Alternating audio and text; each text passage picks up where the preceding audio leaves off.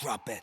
TBS FM. 현재 상황 문제 파악 맥락에 집중 묵직한 질문 흔들리지 않는 중심의 축 최일구 몸쪽 꽉 찬 돌 짚고 쇼미더 뉴스 세상을 바라봐 어제의 뉴스가 오늘의 변화 쇼미더 뉴스 진실을 찾아봐 오늘의 뉴스가 내일의 역사 쇼미더 뉴스 꼭 알아야 뉴스만 골라서 전해드리겠습니다. 쇼미더 뉴스 전할 분들입니다. 뚱코베 인사이트 K 배종찬 소장입니다. 동지입니다. 팥죽 드세요. 뚱블리 정상근 시사 전문기자입니다. 네, 안녕하십니까. 동지 팥죽 드셨어요? 그래서 미리 먹었습니다. 미리 먹었어요? 네. 좋았겠네요. 예. 자, 배종찬 동지. 네. 첫 번째 쇼미더 뉴스 뭐예요? 국민의힘 수습 될까요? 네, 이준석 대표가 어제 선대위 직책 사퇴를 선언했고요. 자, 육성을 한번 또 들어보겠습니다. 모든 직책을 내려놓겠습니다. 그리고 선거를 위해 홍보미디어총괄본부에서 준비했던 것들은 승계해서 진행해도 좋고 기획을 모두 폐기해도 좋습니다. 단 하나의 미련도 없습니다. 상임선대위원장이 각자 보직을 맡은 선대위내 책임자에게 지시를 내렸는데 불응했다. 그리고 그 자리에서 그것이 교정되지 않고 오히려 조롱을 했다. 그리고 거기에 대해서 어느 누구도 교정하지 않았다.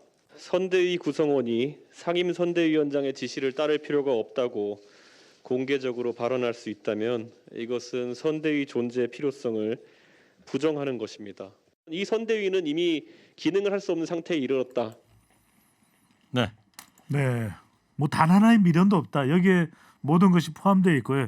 표면적으로는 조수진 수석 최고위원과의 이제 갈등인데 그 이전에는 또 그 안에는 윤석열 후보와 좀 충분히 소통되지 않고 또 이수정 상임위원장 그리고 신지혜 이 녹색당 전 서울시장 후보가 영입되면서 뭐 젠더 이슈가 있었지 않겠습니까? 네. 이런 부분에 뭐 패싱 논란 그리고 또 극적으로 이것이 또 불거지게 된 것은 조수진 수석 최고위원이 뭐 그쪽 말을 들을 필요가 없다. 사실 이준석 당대표가 계속해서 자신의 존재감에 대해서는 민감할 수밖에 없잖아요. 그런데 네. 그런 표현이 보도가 됐는데 상당히 불쾌해지면서 이런 결정을 내린 걸로 보입니다. 하여튼 뭐 어제 오늘 가장 뜨거운 뉴스가 되고 있는데 정상근 기자. 네. 이 직접 도와서는 뭘로 보입니까? 지금 사태 배경에. 안 그래도 이 중앙일보가 이준석 대표하고 인터뷰를 했는데요. 이 인터뷰에서 이준석 대표가 이 사퇴의 직접적인 계기로 이 김건희 씨 문제를 거론했습니다.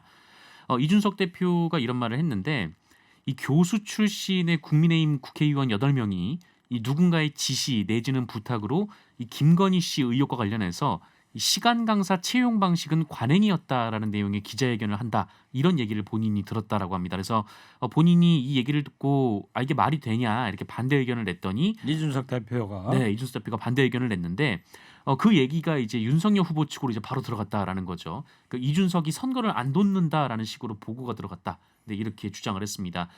실제로 이 조명희, 정경희, 윤창현, 강민국 의원 등 이 교수 출신 이 국민의힘 의원들이 비슷한 내용의 기자회견을 지난 20일에 한 바 있고요.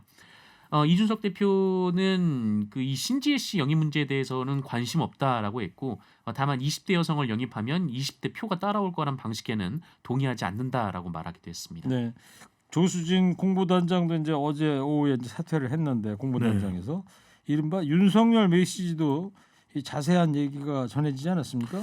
20일 날 이제 비공개 회의에서 이준석, 조수진 두 사람 사이에 충돌이 벌어지지 않았습니까? 예. 그 전에 이제 그러니까 조수진 네. 월요일 날 이제 비공개 회의가 있었고요. 그 전에 이제 수석 최고위원인 조수진 의원이 윤석열 후보와 전화 통화를 했다 그래요. 그래서 알려진 내용은 이제 이게 윤 후보의 메시지입니다라고 이제 회의 때 공개를 했는데 그 내용이 첫 번째 후보 아내와 관련한 사과는 온전히 후보 몫이다. 그러니까 왈가왈부하지 마라 이런 이야기겠죠. 또 하나는 같은 당 의원들이 왜 도와주지 않느냐. 그래서 윤석열 후보가 서운하다. 이걸 이제 밝혔거든요. 조수진 최고위원이. 그런데 이 내용이 이제 윤석열 후보의 구체적인 메시지라고 전달이 됐는데 회의에 참석한 사람들이 이야기는 그거예요. 조수진 수석 최고위원이 공보단장이면 윤 후보가 그런 이야기를 하면 아니 그렇게 말씀해서 되겠습니까? 아니 의원들이 그리고 선대위 사람들은 윤 후보 잘 되라고 하는 이야기인데 말렸어야 될 사람이 그걸 이야기했다는 것 자체가 말이 안 된다. 이런 반발이 나오고 있죠. 네. 오늘 김용태 국민의힘 최고위원이 한 라디오 방송에 나와서 조수진 이제 전 단장이죠. 전 네네. 공보단장을 이제 강하게 비판을 했는데 그 얘기 잠깐 듣고 오겠습니다. 그러니까 저는 전쟁 중 항명은 즉결 처분인데요. 그에 비해서 좀 약하지 않았나 처분이 생각되고요. 뭐 제가 SNS 글에도 올렸지만 건강한 민주주의는 합리적인 주장과 토론에 기반하고요. 조수진 최고께서 지금 전쟁 중인데 네. 선대위에서 보여주셨던 그런 항명은 저는 결코 있어서는 안 될 일이었다고 생각합니다. 조수진 최고께서 뭐 젊은 당대표보다 나이가 많아서 더 네. 훌륭하실 수는 있겠지만 거듭 말씀드리지만 당의 대표는 당원들의 그리고 국민들의 어떤 선출된 분입니다. 그 원칙이나 절차를 잘 따라야 된다고 생각하고 있습니다. 네. 정상 기자. 네. 이 조수진 공보단장이 동아일보 기자 출신 의원이죠. 네, 예. 맞습니다. 기자 출신 의원인데요. 이 김용태 최고위원, 그 김용태 전 의원과는 다른 사람이고 그 이준석 대표가 임명한 청년 최고위원입니다. 오늘 CBS 라디오에 출연해서 이 강도 높은 발언을 쏟아냈는데 아까 들으셨던 발언 외에도 그 이번 갈등의 본질에 대해서 이 권력에 아첨하려는 자와 원칙을 지키려는 자들의 충돌이다 이렇게 주장하기도 했고요. 또 이준석 대표가 파리떼를 이번에 제거하지 않으면 역사에 어떤 죄를 짓겠다는 생각으로 사퇴를 결정하게 된 것 같다 이렇게 주장하기도 했습니다. 네. 이준석 대표는 오늘도 보고 요리 얘기하면서 불만을 이어갔습니다. 그렇습니다. 이제 본인의 페이스북에 올린 글인데 오늘부터는 이제 당 대표의 통상 직무에만 집중을 하겠다. 세대 결합론이 사실상 무산되었으니 새로운 대전략을 누군가 구상하고 선거 전략을 준비하면 될 것이다. 그다음 이제 보고 이야기가 나옵니다. 네. 부거 아닙니다. 보고를 조심해서 다뤄야 한다고 누누이 이야기해도 그냥 보고를 믹서기에 갈아버린 상황이 되었습니다. 이게 무슨 이야기냐면 지금 세대를 결합하고 2030 남녀를 결합을 하고 또 윤석열 후보의 배우자 리스크도 해결을 해야 되는데 이런 부분에 있어서 보고라는 이 생선이 안에 도끼가 있거든요. 그러니까 잘 다뤄야 되거든요. 근데 그걸 잘 다뤄서 구분하지 않고 믹서기에 갈아버렸다. 끝장났다. 그러니까 자격증 있는 사람이 정치를 해야 된다. 뭐 그런 이런 얘기 의미죠. 아니겠어요? 네, 그런 의미인데 앞서 이제 김용태 청년 목세 최고위원도 그렇고 아니 조수진 공보단장을 전 공보단장 그래서 나오는 이야기가 경질했어야 됐다. 윤석열 후보가 공보단장 그렇게 하면 안 돼요. 그만둬요. 이렇게 했어야 됐다는 이야기가 나오는 거죠. 예. 그리고 이제 조금 전에 점심 때 그 김종인 위원장하고 이준석 대표 이제 오찬 점심 회동을 가졌는데 끝났어요. 정상 기자 어떻게 들려온 소식이 있습니까? 네, 점심 다 먹었습니다. 두 사람 같이 점심 먹었는데요. 식사 후 두 사람이 함께 나오면서 기자들의 질문이 쏟아졌는데 이준석 대표는 이 선대위 복귀에 대한 얘기는 하지 않았다 이렇게 선을 그었습니다. 복귀는 안 한다 이거죠. 네, 그러면서 이 당 대표로 할 수 있는 것 그리고 요청이 있는 것에 대해서는 하겠다 이렇게 얘기를 했는데요. 김종인 위원장 같은 경우에도 그 당 대표가 대선에 대한 당원으로서 책임이 있기 때문에 상임선대위원장을 그만뒀다고 해서 이준석 대표가 대선에 무관심하게 있을 수 없다 이렇게 얘기를 했습니다.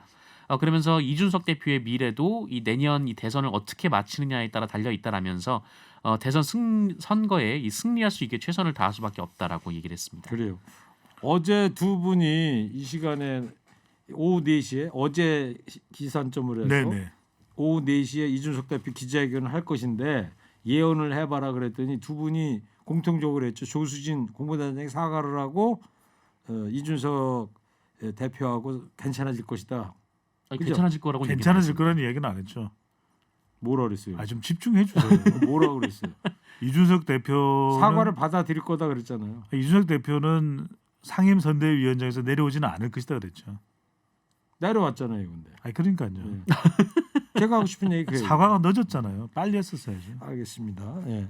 자, 이제 국민의힘 내부에서도 이준석 대표 없이 네. 이 선대위에서 이준석 없이 가야 한다는 이제 분위기입니까? 어떻게 돼요? 그러니까 이준석 대표가 이제 두 번째 선택을 한 거지 않습니까? 지난번에 울산에서 가까스로 봉합되기 이전에도 사퇴한다고 했었고 이번에도 사퇴를 한 거기 때문에 다시 돌아오기는 쉽지는 않을 것 같아요. 물론 이제 돌아오긴 해야 될 겁니다. 윤석열 후보를 돕기 위해서. 근데 김재원 최고위원 같은 경우에도 이준석 대표를 비판하고 있고 이준석 대표가 이렇게까지 사퇴를 한다면 선대위는 이준석 대표 없이 갈 수밖에 없는 것 아니냐라는 목소리가 당 내에서도 나오고 있습니다. 예언 좀 해보세요. 다시 복귀할 것이다 선대위로. 아니다. 저는 복귀는 안 할 것 같은데요. 정상훈 기자는. 저도 복귀 안 할 것 같습니다. 적어놓을게요. 네. 자, 배 수장님. 네. 두 번째 쇼미더뉴스는요. 수사 중에 또 점점점. 네, 김문기 성남도시개발공사 개발 1처장이 어제 숨진 채 발견이 됐습니다. 네. 대장동 비리 의혹의 뭐 핵심 중 한 명으로 이제 지목받고 있는 김문기 성남도시개발 1처장이 어제죠. 숨진 채 발견이 됐습니다. 근데 이제 이 김문기 처장이 누구냐 하면은 유동규 전 본부장과 상당히 가깝다고 알려져 있어요. 네. 본인은 아니라고 이야기하는데 그러니까 유동규 전 본부장이 리모델링 조합장을 할 당시에 아파트 시공사의 영업부장 출신이거든요. 예. 영업부장 출신으로 알려져 있는데 수사를 계속 받고 있었고 그 혐의가 뭐냐면 대장동 4인방 중 한 명인 이 정민용 변호사에게 이 대장동 관련 내부 정보를 유출했었다. 네. 그런데 이 공사에서 한 명을 콕 찍은 사람이 바로 이 김문기 처장이거든요. 그러다 보니까 본인에게 여러 가지 압박이 또 몰려오는 그런 상황이라서 극단적인 선택을 한 것 아니냐 네. 이런 분석이 나옵니다. 자, 두 번째 사망자 아니겠어요? 네, 맞습니다. 그 불과 며칠 전에 또 한 명의 사망자가 발생을 했었는데요. 유한기 전 이 성남도시개발공사 개발사업본부장이었습니다. 이 유한기 씨는 이 U1으로 불리던 유동규 전 기획본부장에 이어서 U2로 불리는 그 2인자로 통했던 인물이라고 하는데요. 대장동 민간사업자 선정 과정에서 1차 평가위원 등도 맡았었는데 특히 지난 2015년 황무성 초대 사장의 사퇴를 종용했다라는 의혹이 제기된 바 있고 당시 유한기 본부장이 그 이재명 시장을 좀 언급을 했기 때문에 관련해서 의혹이 제기됐던 상황이었습니다. 네, 배 수장님. 근데 네. 이 김문기 개발 1처장 유족이 꼬리 자르기다 이러면서 강하게 반발하고 있지 않습니까? 네, 그런 가장 큰 이유는 뭐냐면 성남도시개발공사의 처장인데 더 윗선도 있는데 윗선이 중징계를 받고 형사 고발을 먼저 당해야 되는데 왜 나의 동생이냐 형이 그런 예. 고 이제 김문기 처장의 형이 이제 그런 발언을 했습니다. 그래서 이건 꼬리 자르기다. 윗사람이 책임을 지지 않고 있다. 이렇게 이야기를 하고 있고 유서는 나오지 유서가 안 나왔어요. 아직은 그래서, 없는 거죠. 예, 그래서 가족 이야기가 뭐냐면 유서를 안 남긴 사람이 아니다. 분명 어딘가 있을 것 같은데 억울해서 어떻게 보내야 될지 모르겠는데 유서조차 없느냐. 유서가 없다. 가족들이 아직까지는 발견을 못하고 있다고 합니다. 야권에서는 이재명 후보에 대해서 이제 맹공을 퍼붓고 있지 않습니까? 네, 국민의힘이 오늘 그 서울중앙지검을 항의 방문하기도 했는데요. 그 이재명 후보를 조사하지 않으니까 애먼 사람만 죽어나간다 이렇게 주장을 하면서 또 특검 도입을 요구하기도 했습니다. 심상정 정의당 후보도 이 대장동 사업의 진상을 밝혀줄 핵심 증인들이 연이어 극단적 선택을 하는 불상사가 이어지는데도 그 이재명 후보는 법적 검증을 회피하고 있다 이렇게 비판했습니다. 이재명 후보 입장은 뭐예요? 구체적인 뭐 입장이 나오고 있지는 않습니다. 뭐 심심한 뭐 조의를 표한다는 것은 일반적으로 표시하는 것일 테니까 그 외에 뭐 구체적인 의견은 없고요. 가장 부각이 돼 있는 이재명 후보 측의 입장은 특검으로 가자. 특검법 발의를 이미 요청을 했다. 빨리 수사를 해달라라고 재차 요구를 했습니다. 대장동 특검을 이미 요청했다. 네, 발의를 이미 요청을 했다. 알겠습니다. 자, 3283님께서 이 사랑하는 아버지가 경로당에서 거의 막내세요. 72살인데 요즘 거짓 정보 가짜 뉴스가 많아서 라디오 선물해드리고 TBS 제일 정확하다고 홍보를 했습니다. 전북 익산 용지면의 경로당입니다. 강춘봉님 사랑합니다. 두 분 책임이 아주 무겁습니다. 네. 네. 아유. 자, 그리고 이 조금 전에 이제 김문기 이 개발 1처장 사망하고 나서 이재명 후보한테 입장을 내느냐 이렇게 질문했더니 이제 답변을 하질 않았다는 거죠. 그래서 네. 하여튼 대장동 특검을 이미 요청했다. 실체를 밝히고 서로 상응 책임을 져야 된다. 이런 네. 멘트를 했습니다.